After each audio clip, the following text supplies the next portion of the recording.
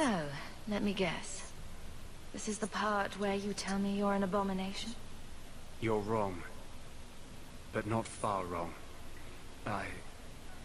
This is hard to explain. When I was in Amaranthi, I met a spirit of justice who was trapped outside the Fade. We became friends, and he recognized the injustice that mages in Thedas face every day. And that's different than a demon. Just as demons prey on the deadly sins of mankind, there are good spirits who embody our virtues. Spirits of compassion, fortitude, justice. They are the Maker's first children, and they have all but given up on us. What does this have to do with your eyes glowing? To live outside the Fade, he needed a host. I offered to help him. We were going to work together, bring justice to every child ever ripped away from his mother to be sent to the Circle. But I guess I had too much anger. Once he was inside me, he changed. Anger leads to hatred. So, you have this spirit of justice living in your head? It's not like that. He's gone now. He's part of me. It's not like we can have a conversation. I feel his thoughts as my own. Not even the greatest scholar could tell you where I end and he begins. That really didn't look like a happy, benevolent spirit from where I was standing. Since when is justice happy? Justice is righteous. Justice is hard. You tried to help a friend. Surely no harm can come of that? I wish I still had your innocence. There was too much hatred in me. Justice thought he would overcome that. But my anger, when I see Templars now, things that have always outraged me, but I could never do anything about, he comes out. And he is no longer my friend, Justice. He is a force of vengeance, and he has no grasp of mercy. Can justice ever be separated from you? I don't think so. The only way a spirit has ever been separated from a living host is by its death. The curse is of my own making. All I can do now is hope to control it. Can you bring him out at will? No. He comes only when I've lost all power over myself. It's a madness, a frenzy. I only find out after what I might have done. So these, when you see the little heartsy icon, that's like when you can flirt with somebody. So, that explains your whole sexy, tortured look. I should use that line. Perhaps I should check a looking glass more often. I had not thought to ever find a woman who would look past what I just said. My maps are yours, as am I if you wish me to join your expedition. I thought I was done with the Grey Wardens. But if you have any need of me, I will be waiting here. So, now that you have more than 4 party members, you have to choose. I think Hawk always needs to stay on your party. But, for the sake of storyline, I think I'm going to keep this group.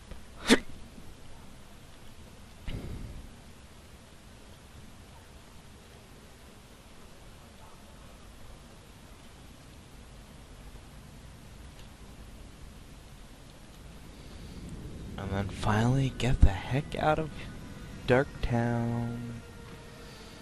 I'm just kidding, you have to come back to Darktown pretty often, but doesn't mean I want to.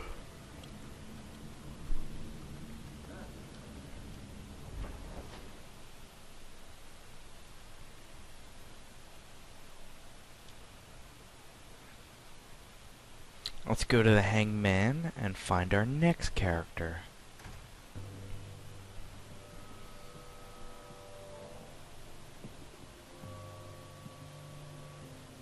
You owe us, Isabella. Well, Lucky, I'll tell you what. Since the information you gave me was worth nothing, that's what I'll pay you. Me and my boys will get our money's worth. Oh, you poor, sweet thing.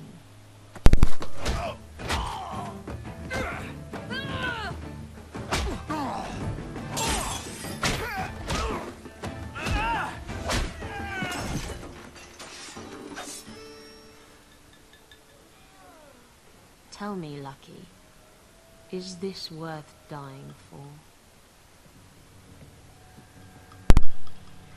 Maybe not so lucky.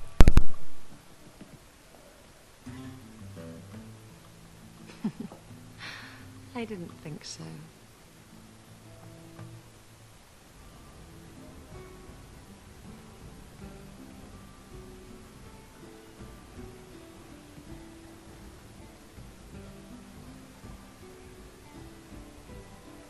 You're new around here, aren't you?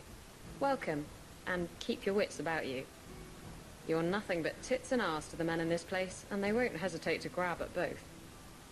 Speaking from experience, are we? After a few broken fingers here and there, they got the idea. I'm Isabella. Previously Captain Isabella. Sadly, without my ship, the title rings a bit hollow. You're Ferelden, aren't you? You have that look about you. I was in Denerim not too long ago. You know, you might be just what I'm looking for to solve a little problem I have. Isabella was actually an NPC in Dragon Age 1. Little trivia, you can actually have a foursome with Isabella and a few of your party members. Oh, good times. I was a little surprised they made her a character, a recruitable character in Dragon Age 2, but here she is. Can't anyone fix their own lives around here? Must be something in the water. Someone from my past has been pestering me. I've arranged for a duel. If I win, he leaves me alone. But I don't trust him to play fair. I need someone to watch my back. Who's this person you've arranged to meet? His name is Hader. We worked together back in Antiva. He's never liked me. He's been asking about me all around Kirkwall. Thought I'd get it over with and meet him face to face. You wanted information from Lucky. What was it? I asked Lucky and his boys to track down something I lost. They failed to do it. It's nothing to worry about, and this is much more important.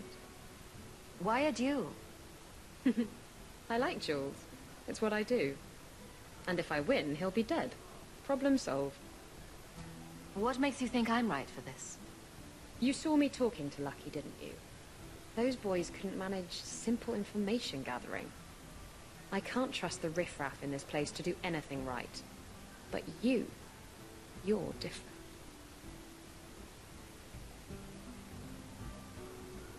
I think I could manage watching your back. I'll bet. I've arranged to meet Hader in Hightown after dark. I'll meet you there.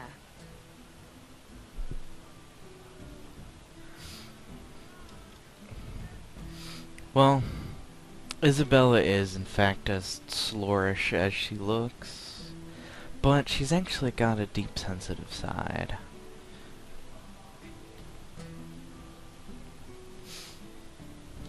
Maybe we'll explore it. So, I've been dying to know. What was going through your head when you fought that ogre?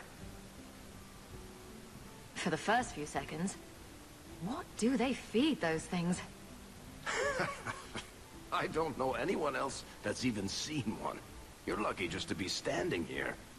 Somehow, Hawk, I imagine things won't be dull with you around.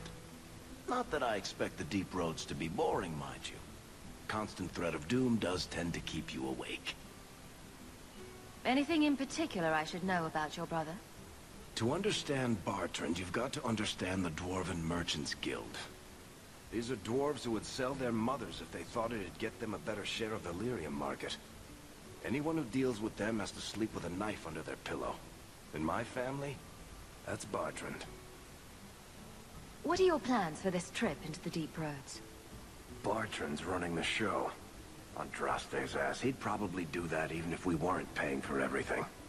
The tide we're looking for is supposed to be a week's travel from the surface, so I hope you aren't scared of the dark. We've got supplies, muscle, excavators. The plan is to carry out everything that's not nailed down. If we'll be working together, I should find out more about you. You're in luck. I'm always willing to talk about myself to beautiful women. My family came from Orzammar, noble house Tethras. until my father got caught fixing provings. He and our whole house got exiled. No huge loss. I was born up here. Sunshine suits me just fine. Are you a merchant? A mercenary? I'm a younger son. It's a difficult and dangerous profession. A lot of us die of boredom. Fortunately, being Bartrand's younger brother keeps me on my toes. Maker knows he lacks subtlety. I'm the one who pulls strings to keep the coterie out of our hair. Keep us just a whisker ahead of the other families. A lot of things can keep you awake, you know. I wouldn't reach for the doom first. Sure, I could have a cup of tea in the morning, but I hear it's bad for you. I've spent my whole life in Kirkwall. Dangerous enough most days, but it doesn't compare to the deep roads. So, this will be, let's just call it an adventure, I guess. Great. Now we're adventurous. I want to be an adventurer too. Mages now than when she was a child. I think it's the lyria in the water. I've always wondered, why is every surface dwarf a merchant? Let's or go a smith? pick up our last few party members. And hired muscle. They don't count. We dwarves are drawn to shop.